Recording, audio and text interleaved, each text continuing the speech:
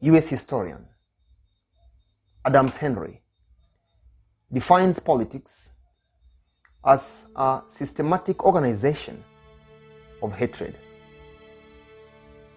Kenyan political analyst Herman Manyora has observed Kenyan politics specifically and said, politics is not love affair. In politics are well planned by powers that may be. The promulgation of the 2020 Constitution, 2013 and 17, they have never been a runoff. Will this election be historic running? You have to look at it from a perspective of dividing demographic or voting constituencies that have been held by Raila Odinga and William Ruto. Now, let's look at William Ruto. When William Ruto entered this race, he premised his message on two things. He said, one, that is bringing the hustlers nation. All the elections that have been held, 2013 and 17, they have never been a runoff. Will this election be historic to force Kenyans to go back to vote between number one and number two to get a clear winner? Now, these are my thoughts. And as we look at it, feel free to like, comment, subscribe, and share this video with your friends and family members. Now, for you to understand why Professor Wajackoyah is running, you have to look at it from a perspective of dividing demographic or voting constituencies that have been held by Raila Odinga and William Ruto. Now, let's look at William Ruto. When William Ruto entered this race, he premised his message on two things. He said, one, that is bringing the hustlers nation.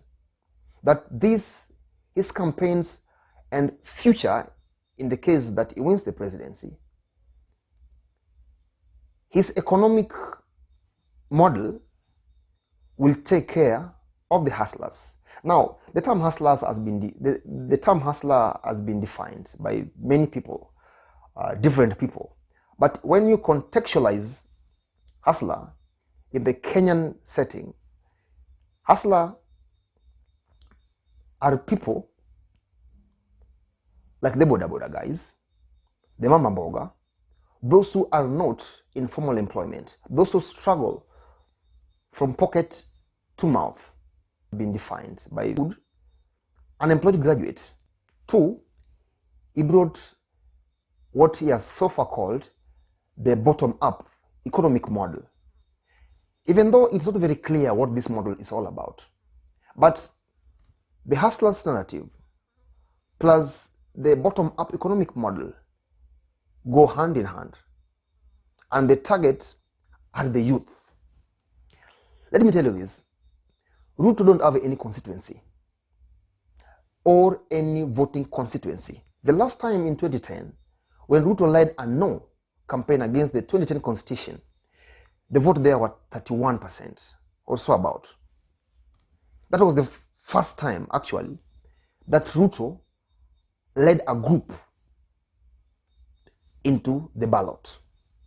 Since then, Ruto has never contested the highest office, because 2013 and 17, he was running as Uhuru Kenyatta's deputy.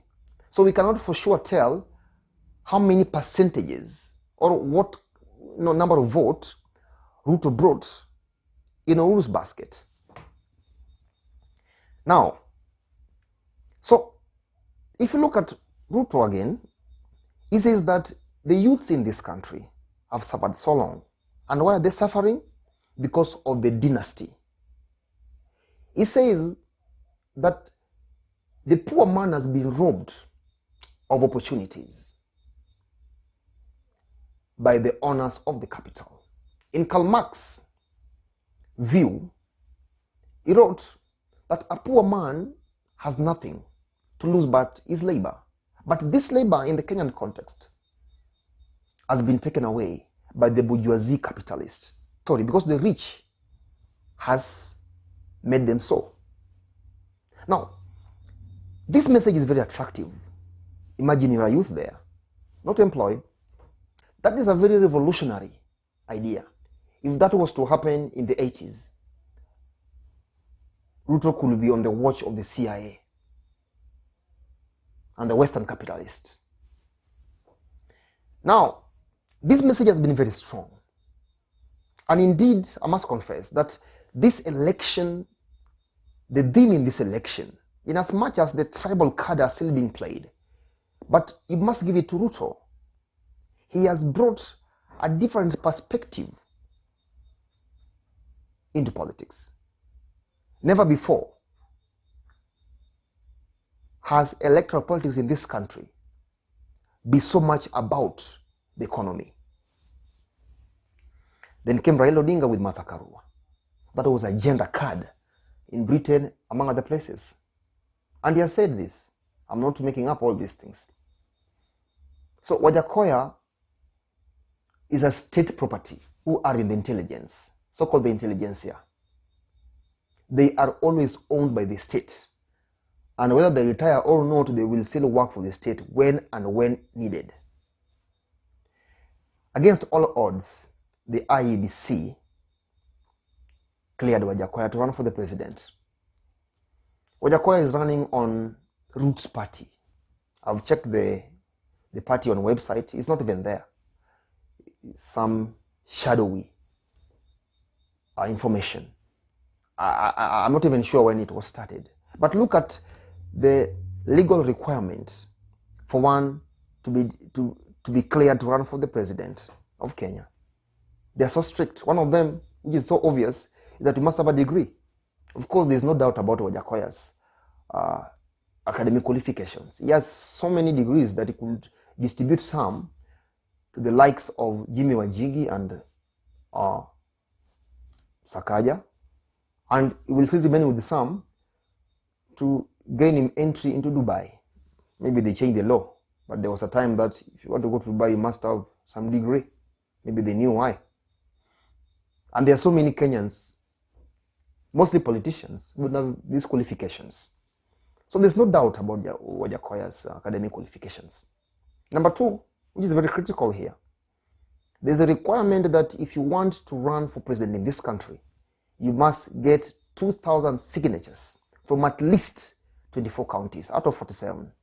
Wajackoyah managed to get all those. So Wajackoyah was allowed to run for the president. But that could be simple. Now let's go to the complex part of it. What are Wajackoyah's promises to the youths? Because he speaks about the youth all the time. He has been interviewed. Wajackoyah is saying two major things which are really attracting the youths. One, he says that it will allow the plantation and of course legalization. And we know that marijuana is $1 million industry. He says it himself that he will export marijuana. There are so many youth in drugs. Raila voting base out of those 3 presidential elections stand at 44%. It has never shaken. What tells that it will shake? It will shake this time round. It won't shake. So Wajackoyah's message, Wajackoyah's way of doing things is only stressing William Ruto. Because here is a plan. Ruto is walking away with the youth vote. How do you take this youth vote out of him? Not all of it actually, just a chunk of it, just 2% of it. You destabilize him by allowing Wajackoyah to run. Wajackoyah is not running to win. In fact, Wajackoyah is running to lose. Drugs like marijuana. There are so many youth in drugs. Either they're doing it as a business or they're dealing in it. Drugs like marijuana create a utopic perspective of things. Wajackoyah is saying that he will hang the corrupt, those who loot, those who steal, and those who embezzle public money.